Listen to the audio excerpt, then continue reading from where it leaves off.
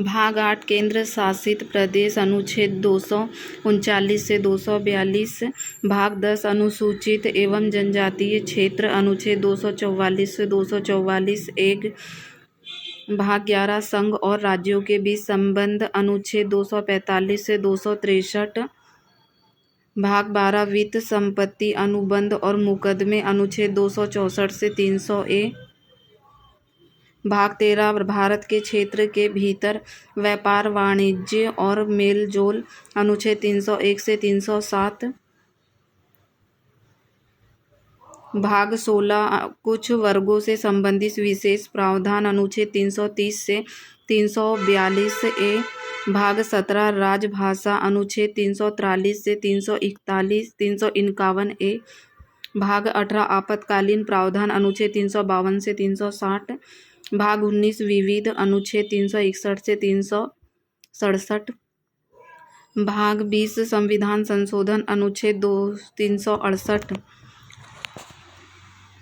संवैधानिक गैर संवैधानिक निकाय संवैधानिक संविधान में किसी भी अनुच्छेद के अंतर्गत उल्लेख वैधानिक एक कानून द्वारा निर्मित गैर वैधानिक कार्यकारी किसी कार्यकारी संकल्प सरकार के संकल्प द्वारा निर्मित।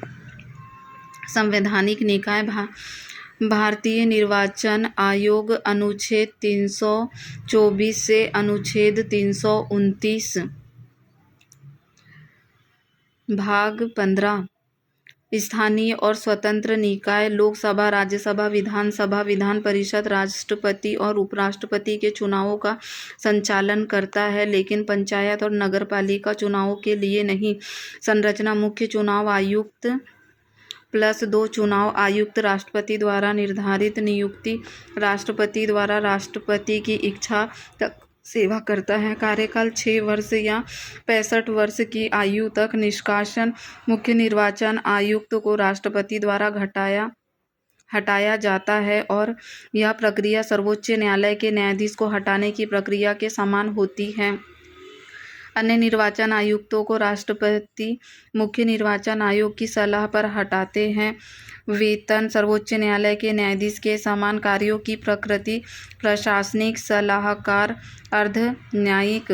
प्रथम मुख्य निर्वाचन आयुक्त सुकुमार सेन मूल रूप से यह एक एकल स्थान सदस्यीय निकाय है। 1989 से यह बहुसदस्यीय आयोग बन गया। 1988 के 61वें संशोधन ने मतदान की आयु 21 वर्ष से घटाकर 18 वर्ष कर दी। महत्वपूर्ण अनुच्छेद 324 चुनावों का अधीक्षण निर्देशन और नियंत्रण। अनुच्छेद 325 किसी भी व्यक्ति को धर्म मूल वंश जाति या लिंग के आधार पर किसी विशेष मतदाता सूची में शामिल होने के लिए अयोग्य नहीं ठहराया जा सकता या शामिल होने का दावा नहीं किया जा सकता। अनुच्छेद 326 वयस्क मताधिकार के आधार पर चुनाव जनप्रतिनिधित्व अधिनियम। अनुच्छेद 327 विधानमंडल के चुनावों के संबंध में प्रावधान करने की संसद की शक्ति। अनुच्छेद 328 किसी राज्य के विधानमंडल की ऐसी विधानमंडल के लिए चुनावों के संबंध में प्रावधान करने की शक्ति। अनुच्छेद 329 चुनावी मामलों में न्यायालयों के हस्तक्षेप पर रोक लगाता है। संघ लोक सेवा आयोग यूपीएससी। अनुच्छेद 315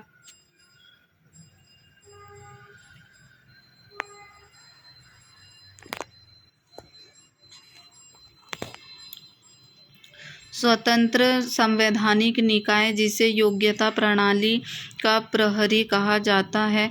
संरचना राष्ट्रपति के विवेक पर योग्यता। आधे सदस्यों ने 10 साल तक सरकारी पद संभाला हो। कार्यकाल 6 साल या 65 साल की उम्र तक।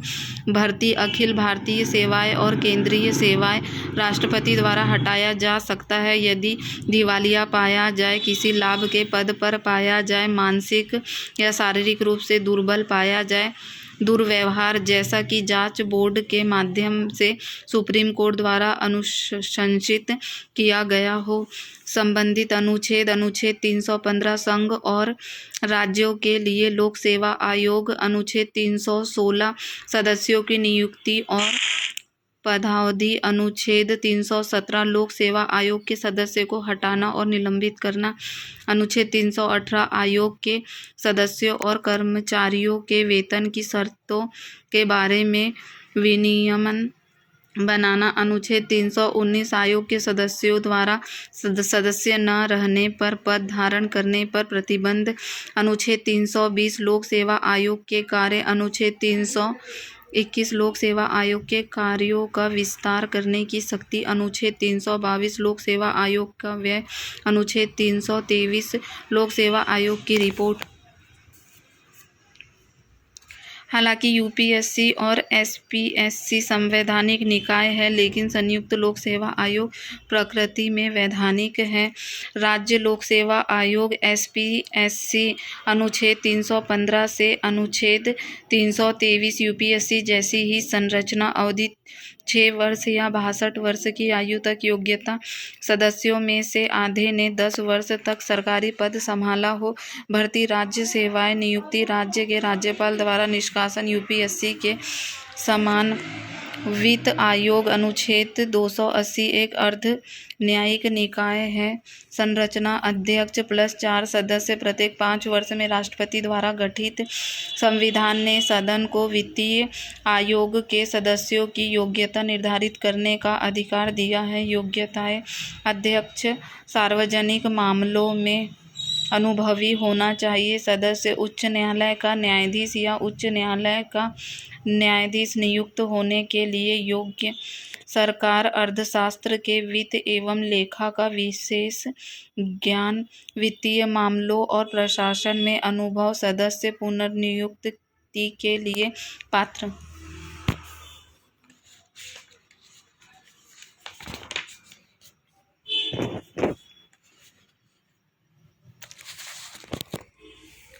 प्रथम वित्त आयोग 1951 के सी नियोगी, 14वां वित्त आयोग वाई वी रेड्डी, 15वां वित्त आयोग एन के सिंह, 16वां वित्त आयोग अरविंद पनगाड़िया।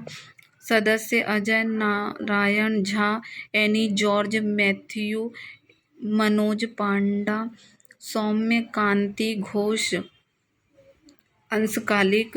संबंधित अनुच्छेद 280 वित्त आयोग को परिभाषित करता है। अनुच्छेद 281 वित्त आयोग की सिफारिशें प्रस्तुत करता है। यह केंद्र और राज्य के बीच साझा किए जाने वाले करों की शुद्ध आय पर राष्ट्रपति को सिफारिश करता है, बाध्यकारी नहीं। जीएसटी 101वें संविधान संशोधन अधिनियम 2016 के माध्यम से सम्मिलित किया गया। केंद्रीय राजस्व सचिव परिषद के पदेन सचिव के रूप में कार्य करता है। अनुच्छेद 279 संरचना, केंद्र और राज्य का संयुक्त मंच, अध्यक्ष केंद्रीय वित्त मंत्री। अनुसूचित जाति और अनुसूचित जनजाति के लिए राष्ट्रीय आयोग, अनुसूचित जाति अनुच्छेद 338, अनुसूचित जनजाति अनुच्छेद 338 ए।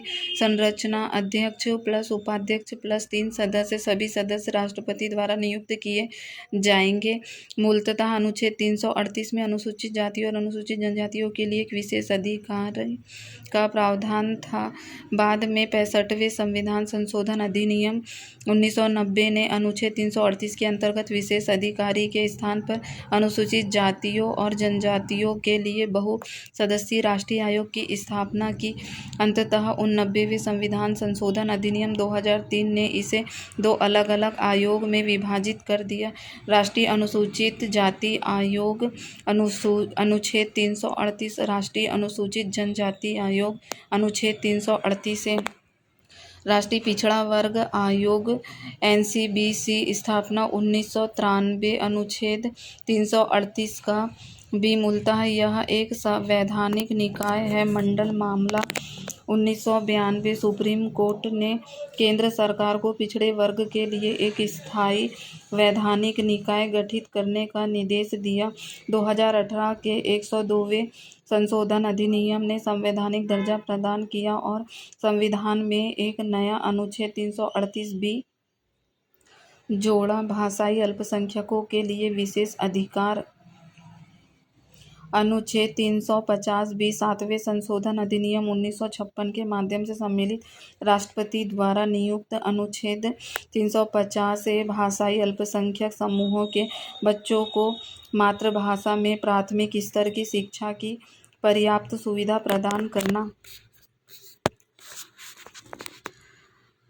भारत के नियंत्रक एवं महालेखा परीक्षक कैग भाग 5 अध्याय 5 अनुच्छेद 148 से अनुच्छेद 151 भारतीय लेखा परीक्षक एवं लेखा विभाग के प्रमुख नियुक्ति राष्ट्रपति अवधि 6 वर्ष या 65 वर्ष की आयु तक एक एकल सदस्यीय निकाय निष्कासन उच्च न्यायालय के जज की तरह ही किया जाता है। सार्वजनिक संघ का संरक्षण के रूप में जाना जाता है। V.R. अम्बेडकर ने CAG को संविधान के तहत सबसे महत्वपूर्ण आयोग बताया था। वह लोक लेखा समिति के मार्गदर्शक और दार्शनिक के रूप में कार्य करते हैं। वह केंद्र सरकार के नहीं बल्कि राज्य सरकार के खातों का संकलन और रखरखाव करता है। कैग से संबंधित अनुच्छेद 148 राजभाषा अनुच्छेद 148 भारत के नियंत्रक एवं महालेखा परीक्षक कैग का कार्यकाल, नियुक्ति, निष्कासन, वेतन और सेवा की अन्य शर्तें। अनुच्छेद 149 कैग के कर्तव्य और शक्तियाँ। अनुच्छेद 150 संघ और राज्यों के खातों का प्रारूप। अनुच्छेद 151 लेखा परीक्षा रिपोर्ट राष्ट्रपति को प्रस्तुत की जानी चाहिए। भारत के महान्यायवादी। अनुच्छेद 76 भारत का सर्वोच्च विधि अधिकारी होता है। नियुक्त किया जाता है राष्ट्रपति द्वारा। योग्यता उच्चतम न्यायालय के न्यायाधीश बनने के योग्य होना चाहिए।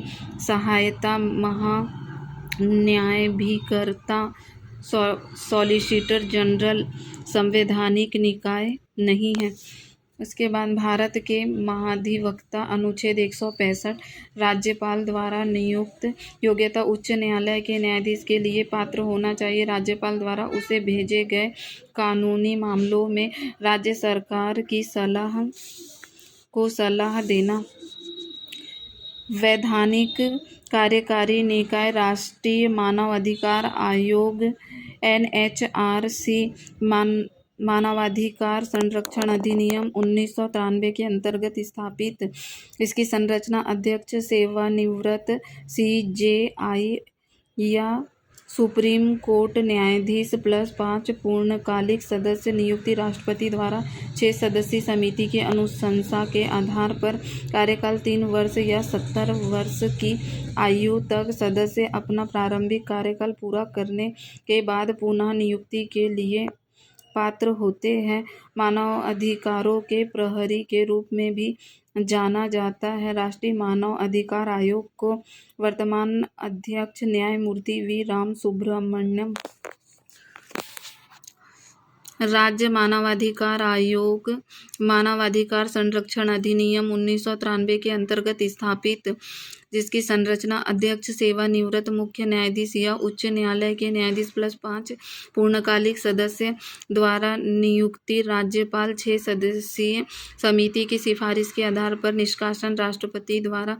कार्यकाल 3 वर्ष या 70 वर्ष की आयु तक। सदस्य अपना प्रारंभिक 5 वर्ष का कार्यकाल पूरा करने के बाद पुनः नियुक्ति के लिए पात्र हैं। मुख्य सूचना आयोग CIC चुनाव का अधिकार अधिनियम 2005 चुनाव का अधिकार अधिनियम 2005 के तहत 2005 में स्थापित किया गया। कार्यकाल 5 साल या 65 साल की आयु तक। केंद्र राज्य सरकार के अधीन पुनः नियुक्ति के लिए पात्र नहीं। केंद्रीय सतर्कता आयोग CVC स्थापना 1964 में। कार्यकारी प्रस्ताव द्वारा प्रारंभिक स्थिति न तो संवैधानिक और न ही वैधानिक। 2003 में वैधानिक दर्जा प्रदान किया गया। अनुशंसित संस्थानम समिति नियुक्ति एवं पद से हटाने वाला राष्ट्रपति द्वारा केंद्रीय जांच ब्यूरो सीबीआई स्थापना 1963 में कार्यकारी प्रस्ताव द्वारा दिल्ली विशेष पुलिस स्थापना अधिनियम 1946 से इसकी शक्ति प्राप्त होती है। यह एक कार्यकारी निकाय है। संस्थानम समिति द्वारा अनुशंसित भारतीय विधि आयोग स्थिति कार्यकारी निकाय प्रथम विधि आयोग स्वतंत्रता पूर्व 1934 में लॉर्ड मैकाले की अध्यक्षता में पहला विधि आयोग 1955 स्वतंत्रता के बाद प्रथम विधि आयुक्त MC शीतलवाड़ स्वतंत्रता के बाद कार्य कानूनी सुधार सलाहकार लोकपाल और लोकायुक्त अधिनियम 2013 के तहत स्थापित स्थिति वैधानिक निकाय लोकपाल केंद्र के लिए, लोकायुक्त राज्यों के लिए संयोजन अध्यक्ष सेवानिवृत्त उच्चतम न्यायालय के मुख्य न्यायाधीश या न्यायाधीश प्लस अधिकतम 8 सदस्य। प्रथम अध्यक्ष पिनाकी चंद्र घोष, वर्तमान अध्यक्ष अजय माणिकराव खानविलकर। 50% न्यायिक सदस्य, 50% अनुसूचित जाति जनजाति के सदस्य व अन्य पिछड़ा वर्ग, अल्पसंख्यक और महिलाएं।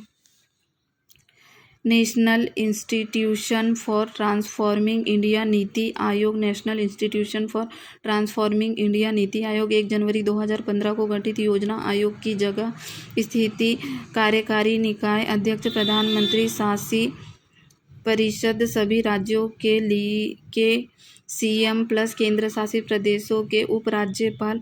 कार्यकारी अधिकारी CEO BR सुब्रमण्यम। उपाध्यक्ष सुमन के बेरी सरकार को अनुशंसाएं प्रदान करता है। सरकार के लिए एक सलाहकार थिंक टैंक के रूप में कार्य करता है। नीति आयोग की शासी परिषद में निम्नलिखित शामिल है: सभी राज्यों और केंद्र शासित प्रदेशों के मुख्यमंत्री, अन्य केंद्र शासित प्रदेशों के उपराज्यपाल। नीति आयोग प्रकाशित करता है सतत विकास लक्ष्य SDG, इंडिया इंडेक्स, राष्ट्रीय बहुआयामी गरीबी सूचकांक, भारत नवाचार सूचकांक।